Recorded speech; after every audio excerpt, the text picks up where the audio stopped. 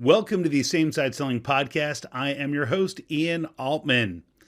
On this episode, what's the key to winning year-end deals? For that matter, what's the key to earning quarter-end deals?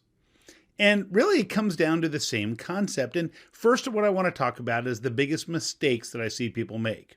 Those come down to creating a false sense of urgency.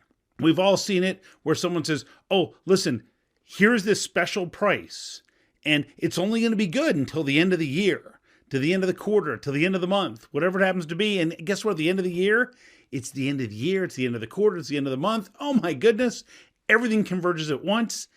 Here's this amazing deal that will get you only between now and the end of the year. In B2B selling, the challenge is that your customer, your client, probably has a pretty good sense that unless you're a huge company where you have no control over pricing whatsoever, that the deal that you have to do by, let's say, December 15th, if they came to you on January 3rd and said, okay, we're ready to do that deal, that you'll probably take the deal anyhow. And what it does is it screams of desperation. Basically, what you're saying to people is, I will discount this stuff for you because I believe that it's not worth as much right now as it will be worth in January, in February. And the reality is that, no, it's worth just as much. And the problem is that we're selling based on our needs to bring in a deal versus the client's needs. So how do we pivot that? Well, in many cases, what it comes down to is you might have clients who have end-of-year dollars. And you could say to them, look, for many of our clients have contacted us because they have end-of-year dollars that if they don't use now, they can't use for next year. Would it be beneficial for you to purchase the thing we've been talking about this year instead of next year? That's one way to approach it.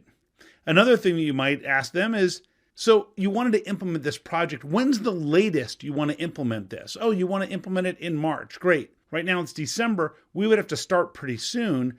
If the latest you want to implement this is March, ideally, when would you like to implement it? And by asking that question, your client typically is going to give you a sooner date. And then accordingly, you can say, look, in order to meet that deadline, we would need to start by the first week in January. Should we push the date back a little bit? And now what you're doing is you're acknowledging that if we don't start by then we may have to push the date back for delivery. And now you're having a conversation about their needs instead of what it is that we are trying to sell.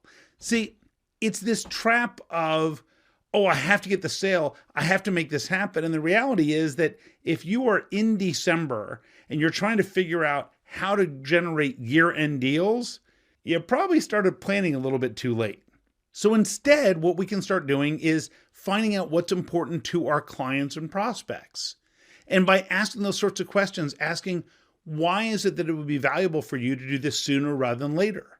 And accept the fact that sometimes our urgency is not aligned with their urgency. And if it's not, then rather than jeopardize the relationship and try and push for a deal when it's not right, just be willing to push things off a little bit.